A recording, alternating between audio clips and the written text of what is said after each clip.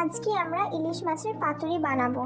সবার আগে ইলিশ মাছগুলোকে ভালো করে ধুয়ে নেব, তারপরে যা যা উপকরণ লাগবে সেগুলো নিয়ে নেব। সবার আগে আমরা পরিমাণ মতন লবণ হলুদ দিয়ে মাছটাকে আমরা ভালো মতন করে মাখিয়ে নেব। মাখিয়ে নেওয়ার পরে পরিমাণ মতন সর্ষে বাটা এর মধ্যে আমরা দিয়ে দেব। এরপরে আমরা পরিমাণ মতন শুকনো লঙ্কা গুঁড়ো দিয়ে দেব।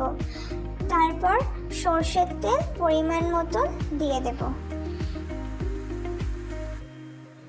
এরপরে মাছগুলোকে আমরা ভালো করে মেখে নেব।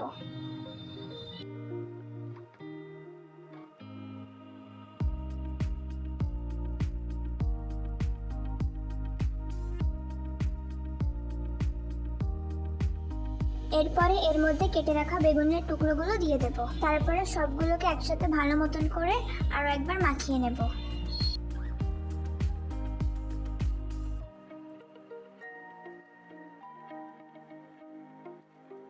কেটে রাখা কলা পাতার উপরে খুব ভালো করে সর্ষের তেলটা মাখিয়ে নেব। এরপর এক এক করে মাছগুলো আমরা কলা পাতার উপর বসিয়ে দেব। এরপরে উপর থেকে দুটো চেরা কাঁচা লঙ্কা দিয়ে দেব আর সামান্য পরিমাণে সর্ষের তেল আবারও উপর থেকে দিয়ে দেব। ব্যাস, এবার এটা ঢাকনা দিয়ে 20 মিনিট মিডিয়াম ফ্লেমে রেখে দিতে হবে। তারপর আস্তে আস্তে তৈরি হয়ে যাবে। খুবই সুস্বাদু একটি রান্না, তোমরা অবশ্যই খেয়ে আমাদেরকে জানিও।